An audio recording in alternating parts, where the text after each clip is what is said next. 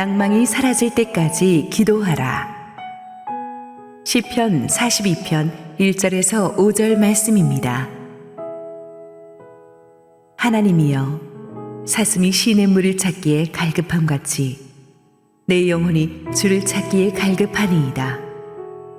내 영혼이 하나님 곧 살아계시는 하나님을 갈망하나니 내가 어느 때에 나가서 하나님의 얼굴을 배울까. 사람들이 종일 내게 하는 말이 내 하나님이 어디 있느냐 하오니 내 눈물이 주야로 내 음식이 되었도다. 내가 전에 성의를 지키는 무리와 동행하여 기쁨과 감사의 소리를 내며 그들을 하나님의 집으로 인도하였더니 이제 이 일을 기억하고 내 마음이 상하는도다. 내 영혼아, 내가 어찌하여 낙심하며 어찌하여 내 속에서 불안해하는가. 너는 하나님께 소망을 두라. 그가 나타나 도우심으로 말미암아 내가 여전히 찬송하리로다. 할렐루야. 우리 하나님께 감사와 영광의 박수 올려드리겠습니다. 오늘도 축복된 주일 현장에 나오신 모든 성도님들과 실시간 국내에서 온라인 생방송으로 함께 하시는 성도님들에게 하나님의 축복이 오늘 특별히 또 충만하게 임하기를 원합니다. 우리 함께 기도하시고 하나님 말씀 보겠습니다. 사랑의 아버지, 은혜를 감사합니다. 세상이 흉흉할수록 우리는 하나님의 음성밖에 기댈 곳이 없습니다. 오늘 주의 은혜를 갈망해서 성전에 달려온 모든 성도들에게 우리 주님의 생명의 말씀을 주시고 부족한 종으로 완전히 감춰 주시옵소서. 예수님 이름으로 기도했습니다. 아멘. 2014년 8월, 지금으로부터 약 10년 전쯤 일이죠. 미국의 유명한 배우이자 코미디언이었던 로빈 윌리엄스가 63세의 나이로 세상을 떠났습니다. 제가 굉장히 좋아하던 이 배우였는데 사망 원인은 우울증과 약물 중독으로 인한 극단적 선택이었습니다. 로빈 윌리엄스는 늘 사람 좋은 웃음을 보여주고 미소를 만면에 띈 배우였습니다.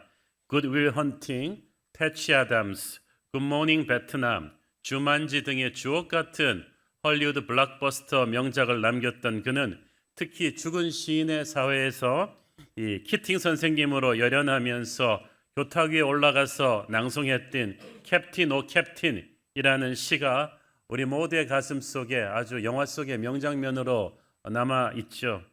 그의 죽음에 대해서 한 지인이 남긴 말이 인상적입니다. 로빈 윌리엄스는 세상 모든 사람에게 행복을 주었다. 자기 자신만 빼놓고. 저는 이 로빈 윌리엄스의 그 극단적 선택 소식을 듣고 그 당시 굉장히 놀랐습니다. 그렇게 행복하고 멋진 유머를 많은 사람에게 선사했던 사람이 그토록 영혼이 아팠구나 생각하니까 참 충격적이었어요. 현대인의 병 중에서 가장 무서운 병 중에 하나가 우울증입니다.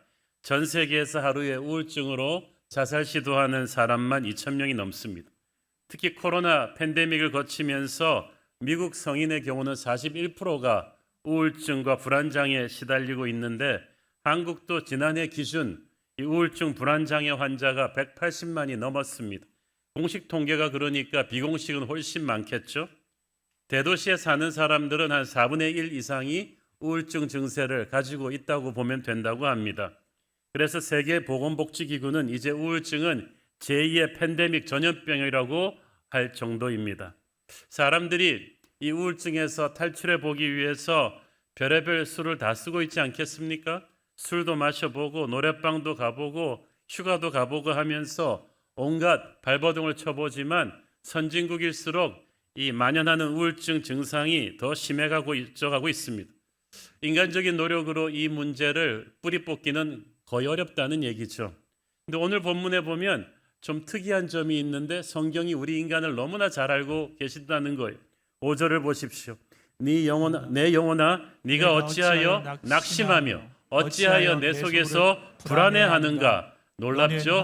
잠깐만, 여기서 낙심하고 불안하고 성경이 같이 붙여서 얘기하고 있는 것을 정신의학자들은 놀랍다고 합니다. 왜냐하면 우울증과 불안장애가 항상 밀접한 관계를 갖고 있기 때문이죠. 그래서 동반질환이라 그러기도 합니다. 연구에 따르면 우울증 환자의 65% 이상이 불안 증세를 가지고 있대요. 불안 장애에서는 과도한 걱정과 두려움인데 우울증에서는 절망감과 무가치감이 주를 이루고 있습니다.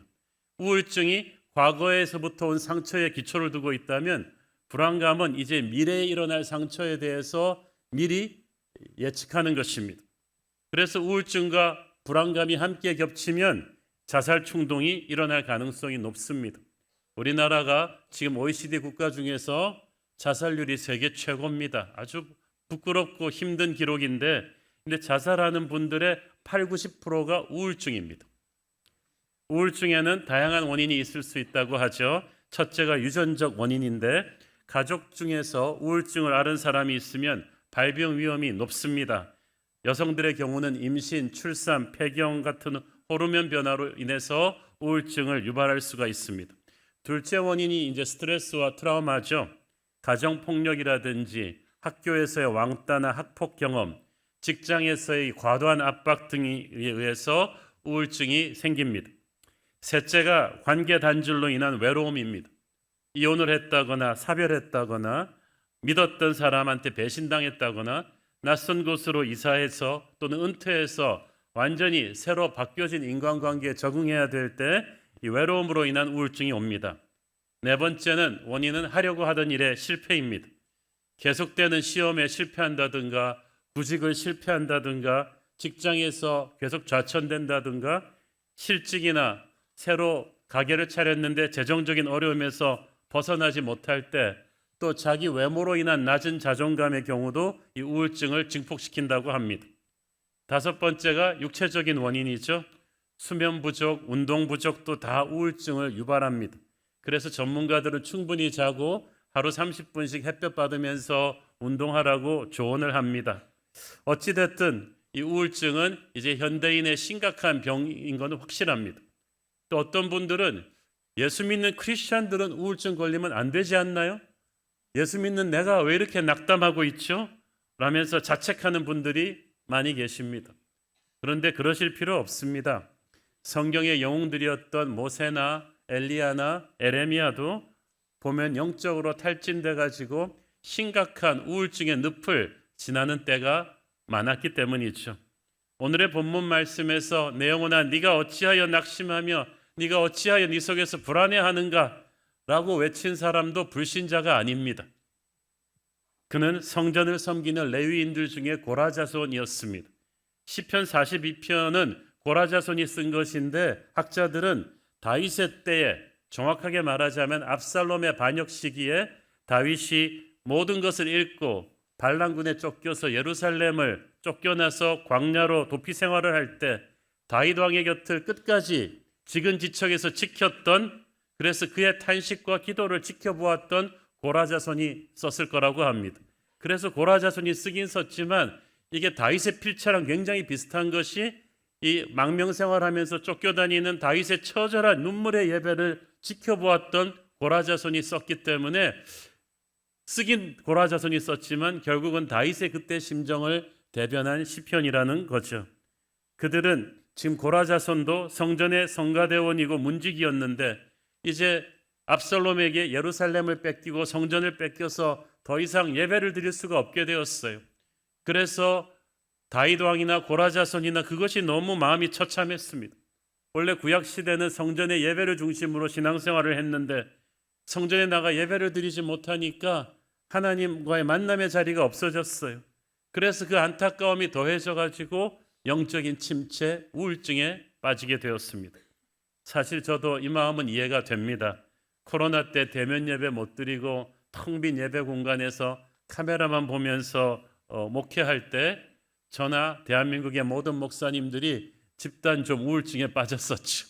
영적인 침체가 오죠. 자, 이럴 때 우리가 우울증에 크리스찬이 걸릴 때는 대부분 하나님이 멀리 느껴집니다. 1절, 2절 읽습니다. 하나님이여 사슴이 시냇물을 찾기에 갈급함같이 내 영혼이 주를 찾기에 갈급하나이다. 내 영혼이 하나님 곧 살아계시는 하나님을 갈망하나니 내가 어느 때에 나아가서 하나님의 얼굴을 배울까. 지금 시인은 성전으로부터 격리되었다고 했죠. 그런데다가 반란군에게 쫓겨난 상황입니다. 고난이 너무 극심해서 애타게 하나님을 찾는데 문제는 하나님의 임재가 잘 느껴지지를 않아요. 기도를 하는데 그분이 듣고 계신 것 같지를 않아요. 나 혼자 독백하고 있는 것 같습니다. 하나님이 아주 멀리 계신 것처럼 느껴지는 이 영혼의 겨울, 캄캄한 어둠의 터널을 나 혼자 지나가고 있는 불안감, 신앙생활하면서 여러분 이런 때가 있다면 그게 우울증의 시즌이에요. 영적인 침체의 시간입니다. 국제 예수전도단 YM의 국제 선교 지도자를 오랜 세월 역임했던 플로이드 맥클렁 목사님이라는 분이 계십니다. 이분은 5대양 6대주에서 선교사 역을 하셨고 수많은 크리스천 베스트셀러를 쓰셨습니다. 이분의 강의를 듣고 많은 전 세계 영적 지도자들과 젊은 선교사들이 훈련받은 훌륭한 영적 거인이세요. 그런데 그런 분도 어느 날 이런 고백을 하셨습니다. 어느 날 아침 자리에서 일어났는데 나의 모든 영적인 느낌이 사라져버린 것 같은 때가 있다. 기도하는데 아무 일도 일어나지 않고 마귀를 꾸짖는데 아무 변화도 없다.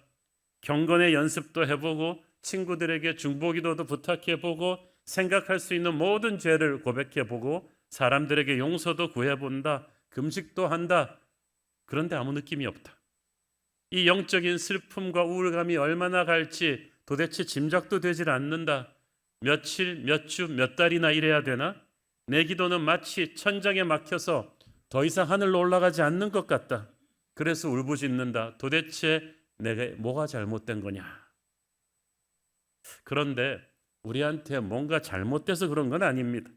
모든 하나님의 사람들이 믿음의 영웅들도 몇 번쯤은 이런 영적인 어둠의 터널을 통과할 때가 있습니다. 그 누구도 예외는 없습니다. 그것이 부끄럽거나 불편한 것은 아닙니다. 나쁜 것도 아닙니다. 하나님께서 우리의 믿음을 강하게 성장시키기 위해서 허락하신 시험일 뿐이에요. 어떤 믿음의 영웅도 이 힘든 터널을 다 통과하지 않은 사람은 없습니다. 다윗은 믿음의 영웅이었어요. 시편 42편의 주인공 다윗은 누구보다 하나님이 사랑한 사람이었고 어릴 때부터 목자 시절부터 왕이 되던 지금까지 수십 년 동안 예배하고 찬양하고 하나님과 가까이서 동행했던 사람이었는데도 그는 하나님이 멀리 계신 것만 같이 느껴진다고 울부짖는 시편을 많이 썼습니다. 어찌하여 나를 버리셨나이까?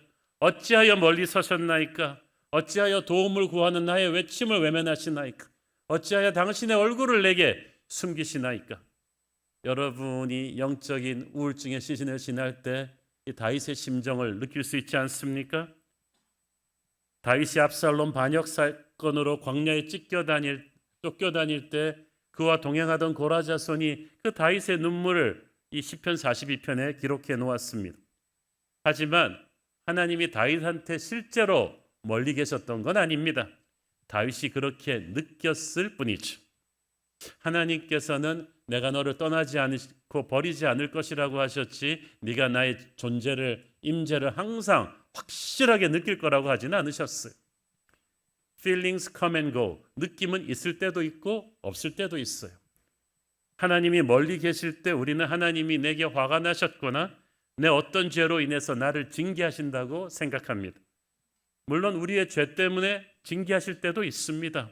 그때는 우리가 정직하게 회개하면 되죠. 그러나 많은 경우 하나님이 멀리 계신다고 느껴지는 때가 반드시 우리 죄 때문만은 아닙니다. 그것은 우리의 믿음의 테스트의 기간입니다.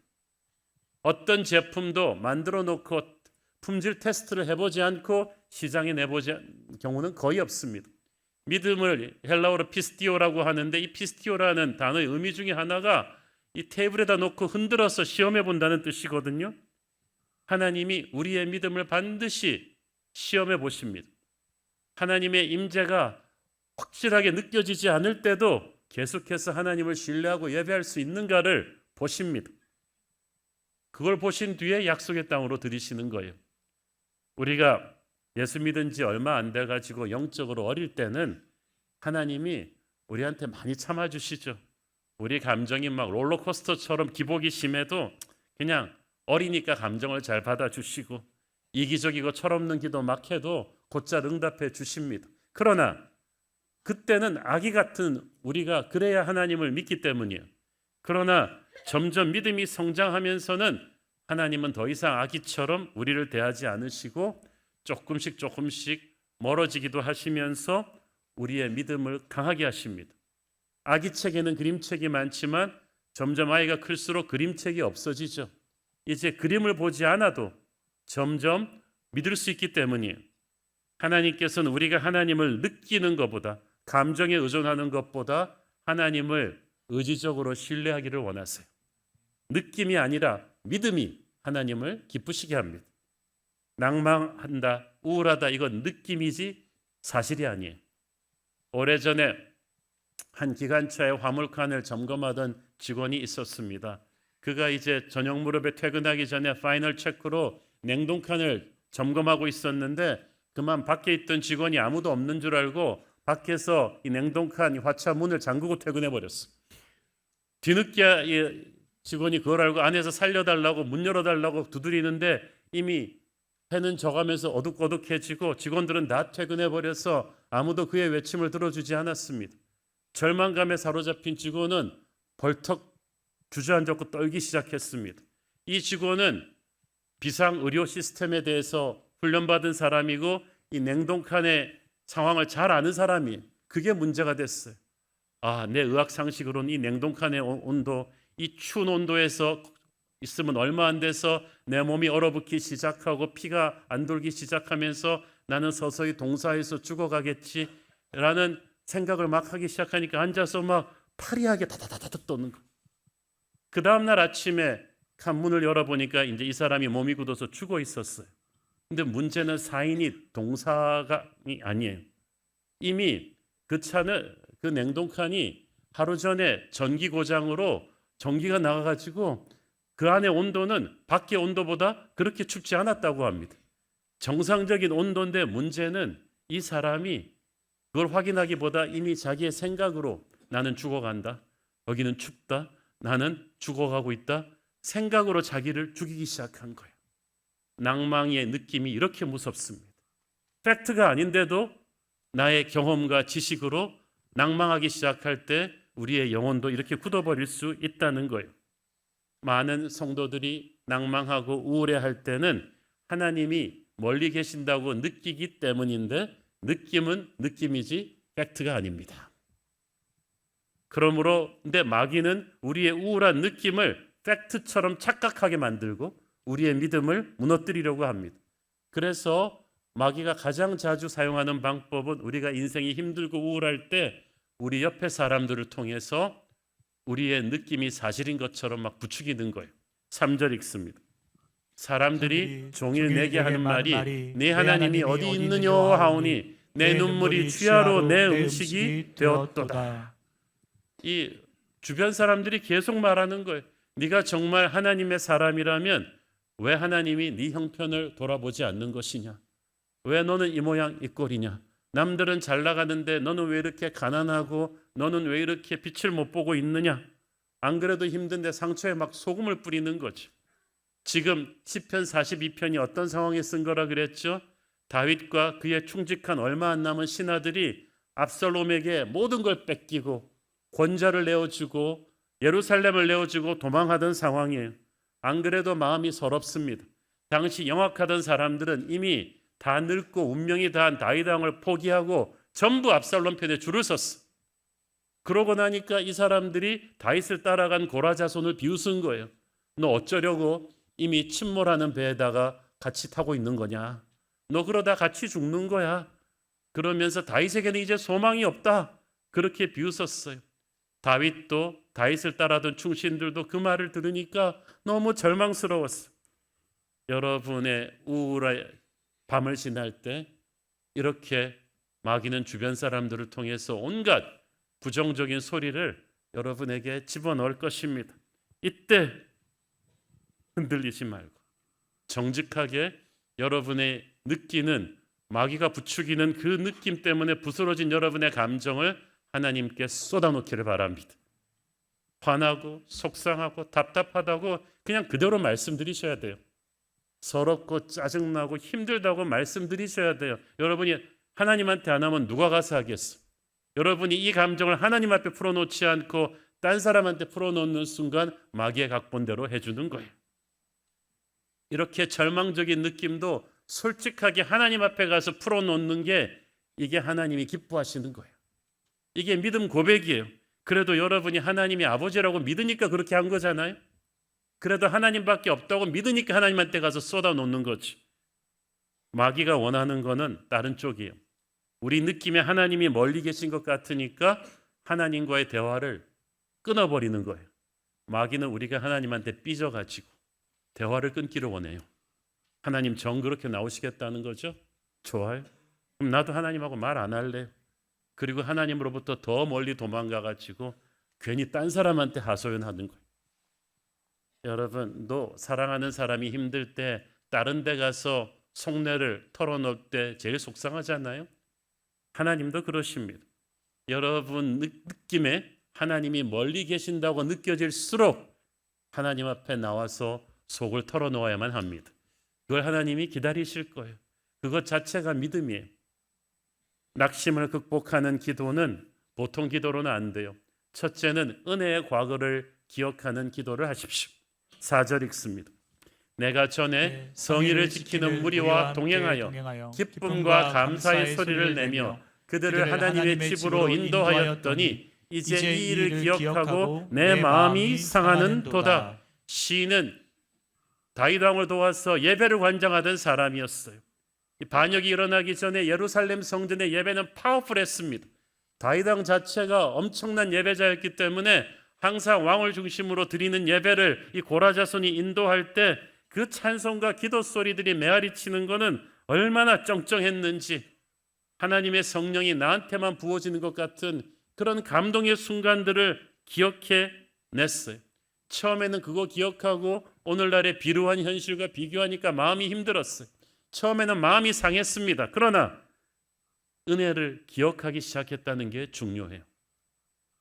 탕자가 자기 아버지의 집을 기억하는 순간 그게 회복의 시작이었어요.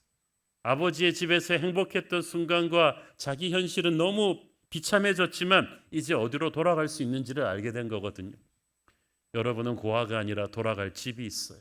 은혜의 순간, 영적인 첫사랑을 기억해야 돼요. 영적인 망각증에 걸리면 큰일 납니다. 그때부터는 돌아갈 데가 없는 거죠. 은혜로운 하나님과의 첫사랑을 기억하는 것은 나를 다시 일으키는 힘을 줍니다. 두 번째로 자기 자신을 영적으로 깨워야 돼요. 5절 읽습니다. 내 영혼아 네가 어찌하여 낙심하며 어찌하여 내 속에서 불안해하는가. 너는 하나님께 소망을 두라. 그가 나타나 도우심으로 말미암아 내가 여전히 찬송하리로다. 남들이 보면 좀 미친 사람 같아. 자기가 자기한테 내 영혼아 정신 차려라. 너는 이렇게 다운되고 너는 이렇게 기가 죽어 있을 사람이 아니다. 너는 사자같이 일어나서 하나님의 영광을 선포할 예배자다. 하나님의 일을 해야 될 사람이고 수많은 사람들에게 영적인 감동을 주는 사람인데 네가 왜 이러고 있나? 정신 차리라고 스스로를 격려하며 도전하고 있습니다. 너는 이럴 사람이 아니라고 나를 깨우는 이 기도가 필요합니다. 이때 그는 하나님이 자신을 버린 것 같다는 것은 느낌이지 사실이 아니라는 것을 깨닫습니다. 하나님은 항상 그와 함께하고 계셨어요. 여러분, 하나님과 우리 사이가 멀어졌다면 움직인 건 우리지 하나님이 아닙니다. 문제는 나의 태도였어요. 문제가 하나님이 아니라 우리 자신임을 깨닫는 그 순간이 회복의 시작인 줄을 믿습니다. 그걸 깨달았으면 이제 언어를 바꿔야 되는데 하나님이 말씀으로 세상을 창조하신 하나님이 자녀된 우리에게 입술의 권세를 주셨잖아요. 그 권세 있는 입술을 지금부터 어떻게 사용하는가가 중요합니다. 안 그래도 우울하고 침체되어 있는데 이때 말까지 우울하게 튀어나오면 큰일 나요. 원래 우리 속에 있는 것이 말로 튀어나오지만 동시에 내가 의지적으로 뱉어내는 말이 우리 속에 있는 은혜를 끌어내기도 합니다. 여러분이 힘들수록 축복과 믿음을 말하면 여러분 안에 있는 성령의 능력을 끌어내지만 힘들다고 해서 불평과 원망과 절망의 말을 하면 여러분 안에 있는 절망의 불씨를 마귀가 막 끌어낼 것입니다. 그러므로 영혼이 우울하고 힘들수록 여러분은 스스로에게 선포해야 합니다. 내 영혼아 깨어라. 낙심하라. 불안하지 마라. 너에게 하나님이 있지 않느냐? 하나님이 반드시 너를 회복시킬 것이다.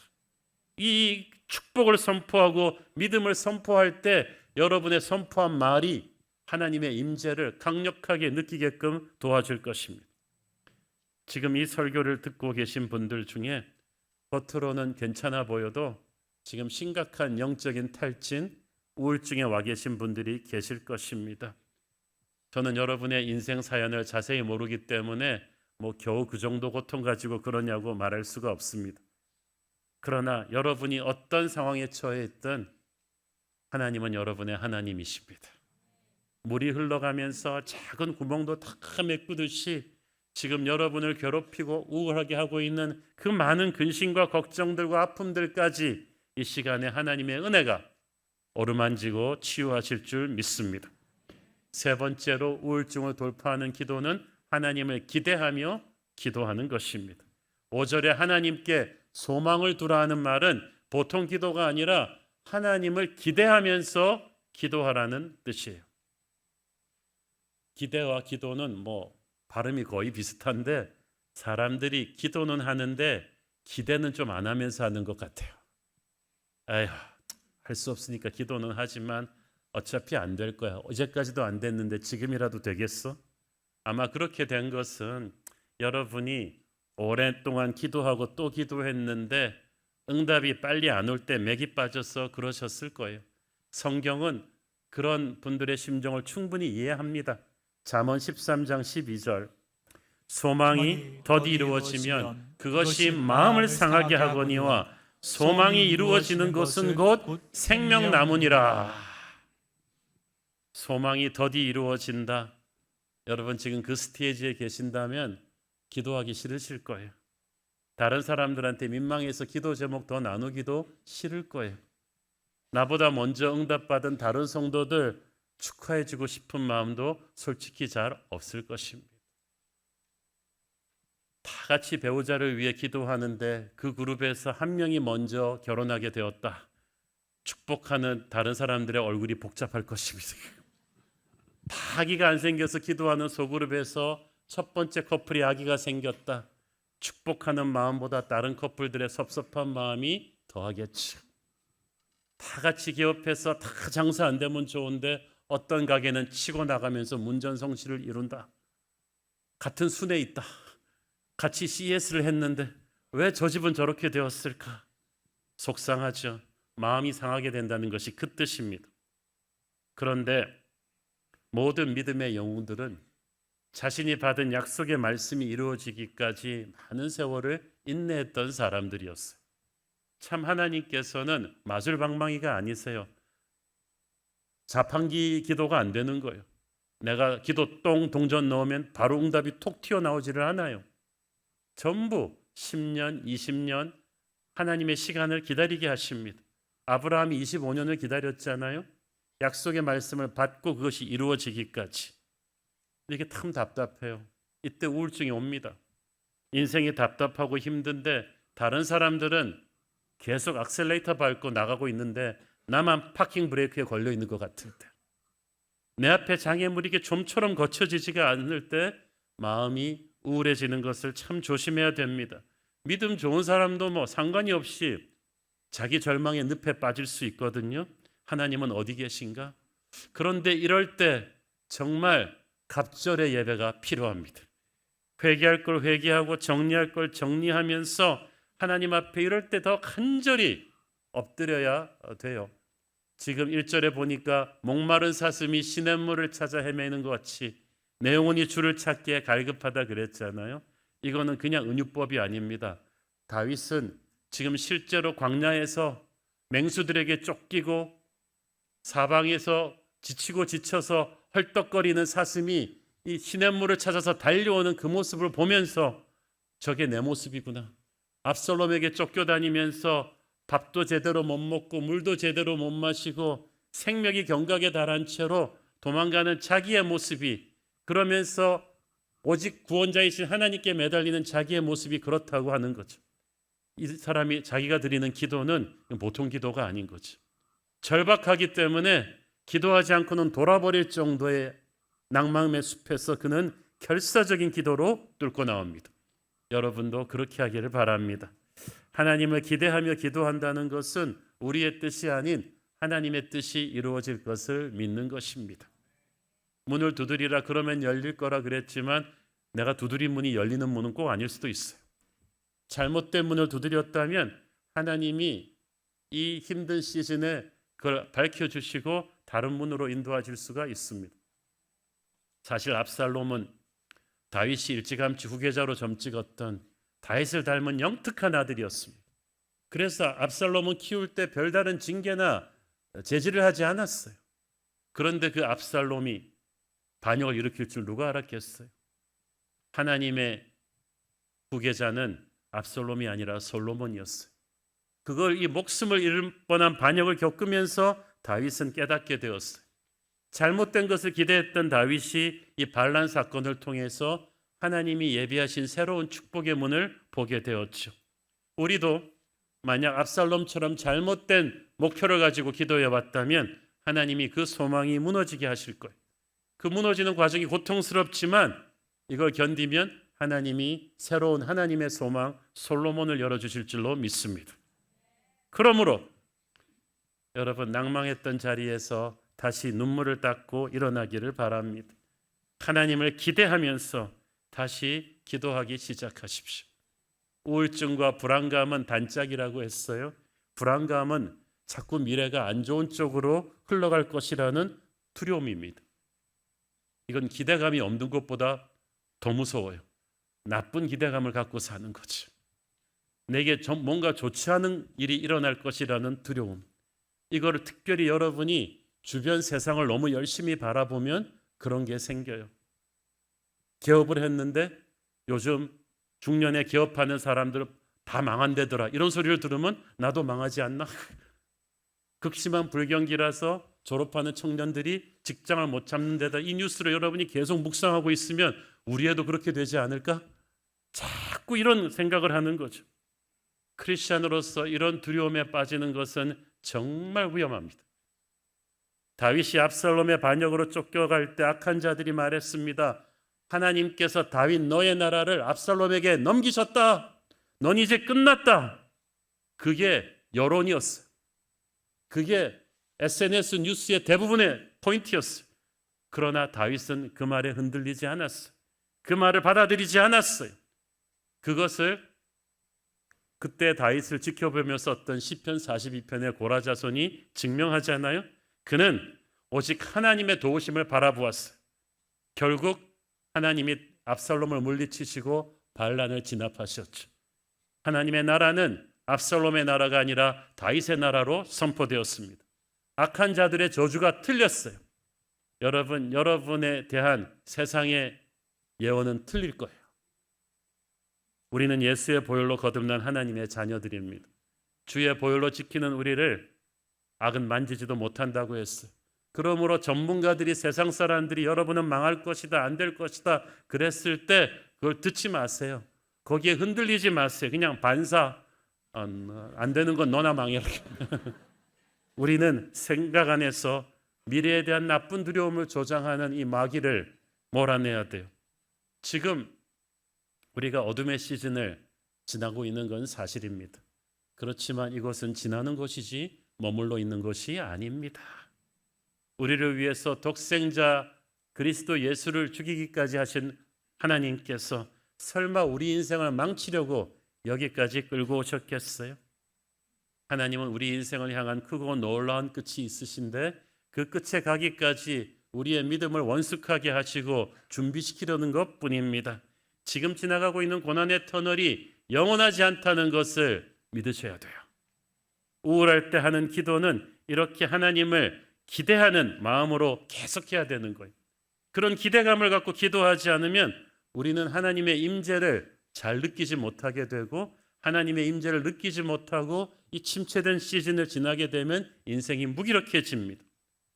우리가 기도하고 예배하지 않는다고 하나님이 우리를 당장 벼락으로 때리시는 건 아니에요.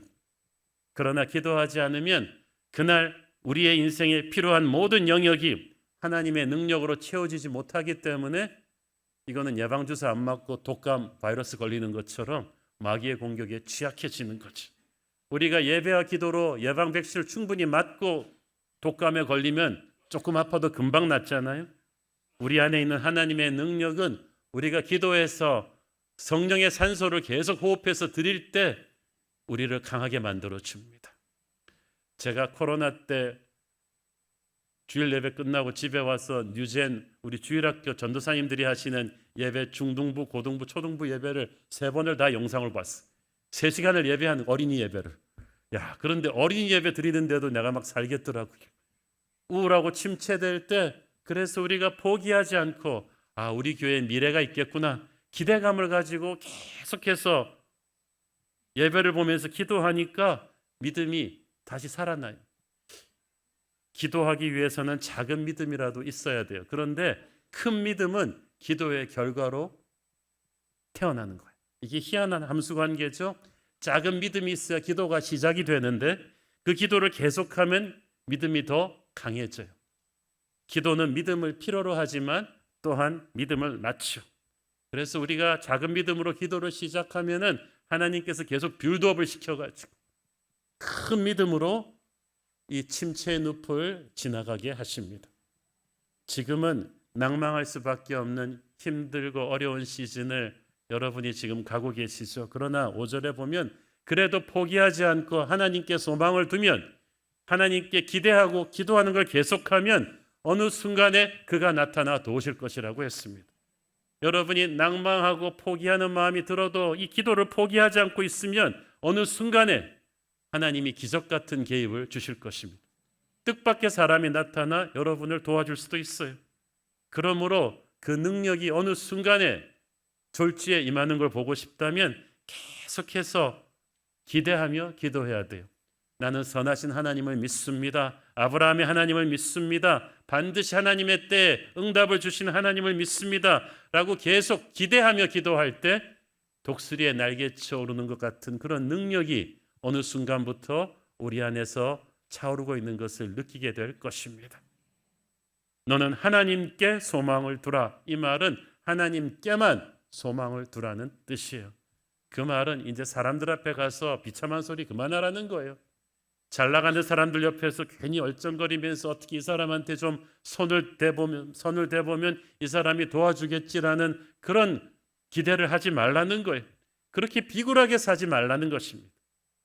이 땅의 것에 너무 관심 집중시키지 말고 기도는 집중력이거든요. 하늘나라의 것에 관심을 집중시키셔야 돼요. 우리가 너무 이렇게 인생이 부잡스러워요. 너무 지방방송을 많이 켜고 하나님의 음성을 듣는 거예요. 너무 다른데 손을 많이 걸치면서 기도도 하니까 기도가 수없이 많이 하는 것들 중에 하나로 분산이 되니까 힘이 약한 거예요. 물도 힘을 합해서 쏘아야지 파워가 있잖아요. 하나님은 이 답답한 고난의 시간에 우리에게 집중력 있는 기도를 원하십니다. 그래서 이 죄 많은 세상을 조금 덜 바라보게 하시고 영광의 하늘나라를 조금 더 높이, 조금 더 오랫도록, 좀 더 인텐시하게 깊게 바라보게 하십니다. 그게 하나님께 소망을 두는 사람의 기도입니다. 그런 집중력 있는 기도가 이 우울을 뚫고 나가는 하나님의 힘이 될 것입니다. 그렇게 우리가 기다리는 시간에 가만히 있지 않고 하나님을 기대하며 기도하고 내 영혼을 깨우고 이렇게 포기하지 않을 때 우리의 믿음이 점점 더 성장하면서 하나님이 이걸 지켜보시면서 야, 너 이제 사람 됐구나. 너의 믿음이 약속의 응답을 받을 만하구나. 타이밍이 됐다. 이때 축복의 문이, 약속의 땅의 문이 저와 여러분에게 활짝 열릴 줄 믿습니다. 마지막으로 이 우울의 시즌을 돌파하는 방법은 믿음의 형제 자매들 교회 공동체에 접속하는 것입니다. 오늘 본문에 보면 시편 기자가 내 영혼이 언제까지 내가 어느 때 내게 하는 자꾸 나라는 단어를 계속해서 쓰고 있죠. 우울증의 특징은 자기중심주의입니다. 내 계획대로 인생이 풀려야 되고 내 감정에 만족을 느껴야 되고 하나님이 내 기도 제목 제일 빨리 들어줘야 되고 내 피로를 채워줘야 되고 내 말을 먼저 들어줘야 된다고 생각합니다. 그래서 어떤 신학자는 말하기를 크리스천의 우울증은 내가 원하는 대로 안 되기 때문에 하나님한테 섭섭한 것이라고 했어. 여러분 그렇습니까?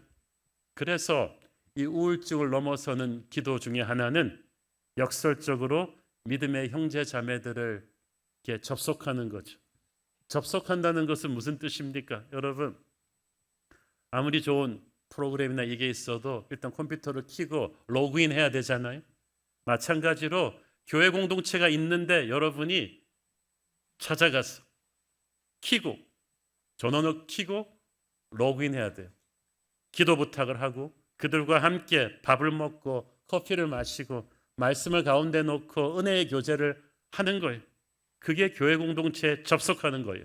한 걸음 더 나가서 여러분보다 더 힘든 믿음의 형제 자매들을 찾아가서 몸으로 도와보는 거지. 나도 가난하지만 더 가난한 사람들 도와주고 나도 몸이 아프지만 더 아픈 사람들을 위해서 기도해주고 우리의 믿음을 항상 마귀가 공격해 오는데 이걸 절대 혼자 버틸 수는 없어요. 그래서 하나님께서 예수 믿는 순간에 우리가 세례받고 교회 공동체에 들어오게 하신 거예요. 그런데 이 교회 공동체를 여러분이 활용을 하셔야지 그냥 가만두면 안 돼요.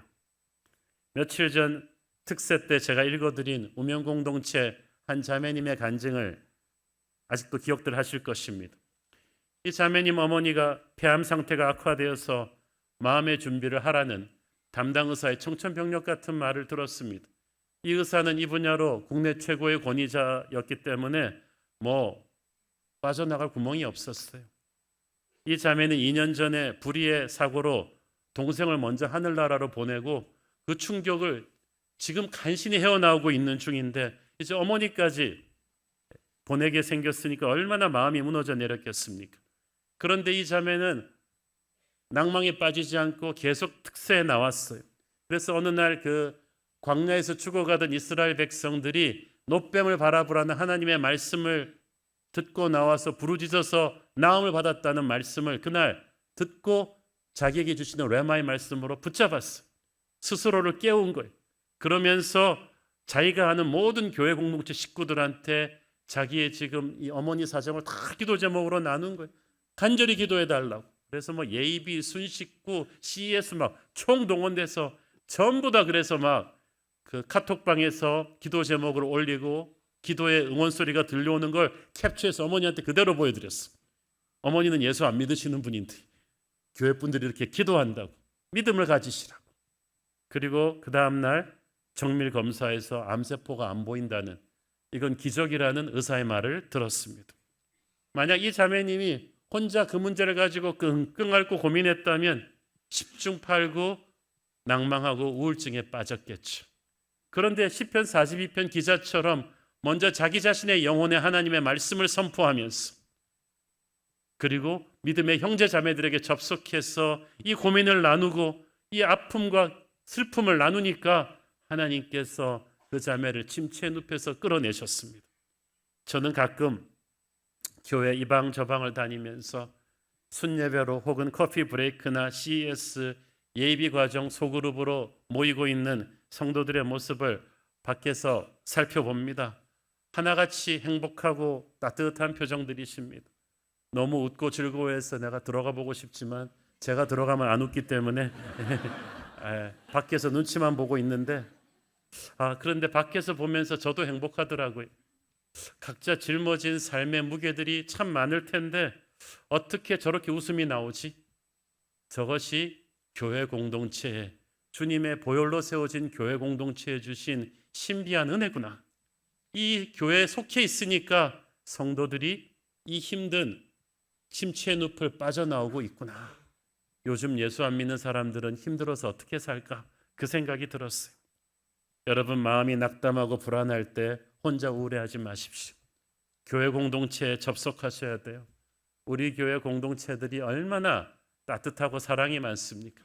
우리 순들과 소그룹들은 말씀과 성령이 살아있는 공동체입니다. 거기에 접속하시고 기도 제목을 나누시고 격려를 받길 바랍니다. 그것이 하나님이 원하시는 것입니다. 여기에 모인 우리 중에 단 한 분도 지금 힘들고 슬프고 어려운 낭망의 돌덩어리를 갖고 있지 않은 분은 한 사람도 없습니다. 저도 마찬가지입니다. 저도 스스로에게 오늘 설교할 내용을 수없이 선포해보고 나왔습니다. 그러나 우리가 함께 한다면, 믿음의 형제 자매들이 함께 격려한다면 우리는 이 모든 시련을 이기고 침체의 늪을 빠져나오고 압살롬을 꺾고 승리한 다윗처럼 우리도 어둠의 마귀를 꺾고 승리할 수 있을 줄 믿습니다. 기도하겠습니다. 주님 은혜를 감사합니다. 우리 안을 가득한 이 낭망의 영이 오늘 나사렛 예수의 이름으로 쫓겨나게 하여 주시옵시고 침체의 늪을 뚫고 나와 하나님을 기대하며 비상하게 하옵소서. 예수님 이름으로 기도했습니다. 아멘.